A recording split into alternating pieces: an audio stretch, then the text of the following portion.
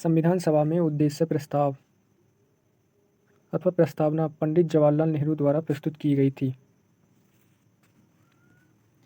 उद्देशिका में संशोधन संभव है। क्वेश्चन पूछा जाता है क्या उद्देशिका में संविधान की हमारी उद्देशिका है उसमें संशोधन संभव है, तो इसका आंसर होगा हाँ संभव है।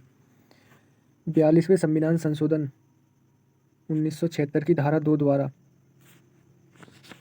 समाजवादी, पंथनिरपेक्ष एवं अखंडता शब्द जोड़े गए थे।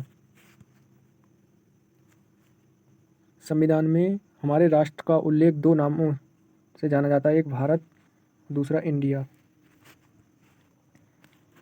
अनुच्छेद 1 उल्लेख करता है भारत अर्थात इंडिया राज्यों का संघ होगा। संविधान की प्रस्तावना के तहत भारत को पंथनिरपेक्ष राज्य वर्णित किया गया है। पंथनिरपेक्ष राज्य वर्णित किया गया है प्रस्तावना के तहत।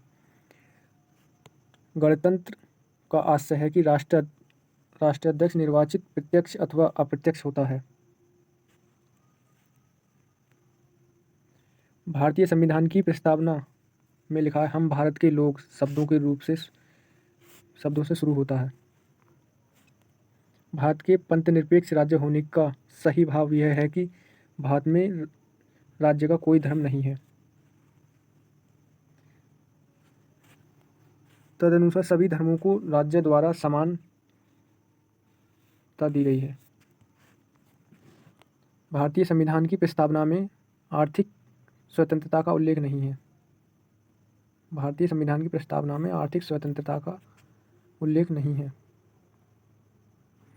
भारतीय संविधान की उद्देशिका को संविधान की आत्मा कहा जाता है। पूछा जाता है कि भारतीय संविधान की आत्मा किसे कहा जाता है, तो इसका आंसर होगा उद्देशिका को, भारतीय संविधान की उद्देशिका को। संविधान निर्माण के मनोभाव और आदर्श उद्देशिका में प्रतिबिंबित होते हैं। के.एम. मुंशी ने उद्देशिका को राजनीतिक जन्मपत्री कहा है।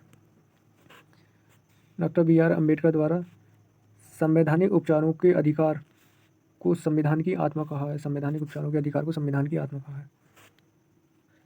बॉम्बई बनाम यूनियन ऑफ इंडिया के मामले में उच्चतम न्यायालय ने कहा है कि उद्देशिका संविधान का अभिन्न अंग है, क्योंकि भारतीय संविधान में दिया गया है नीति निर्देशक तत्व न्यायालय में परिवर्तनीय नहीं है। राज्य का सबसे महत्वपूर्ण तत्व संप्रभुता है। सबसे महत्वपूर्ण तत्व कौन सा? संप्रभुता। भारतीय संविधान के अनुच्छेद 3 के अनुसार किसी राज्य के नाम को बदलने की प्रक्रिया राज्य तथा केंद्र दोनों द्वारा शुरू की जा सकती है।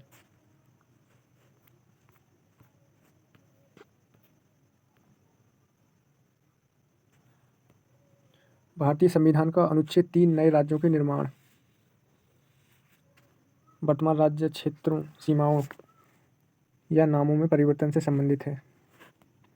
भारतीय संविधान के अनुसार यदि कोई नागरिक संविधान के प्रति निष्ठा नहीं दिखाता तथा युद्ध के समय गैरकानूनी तरीके से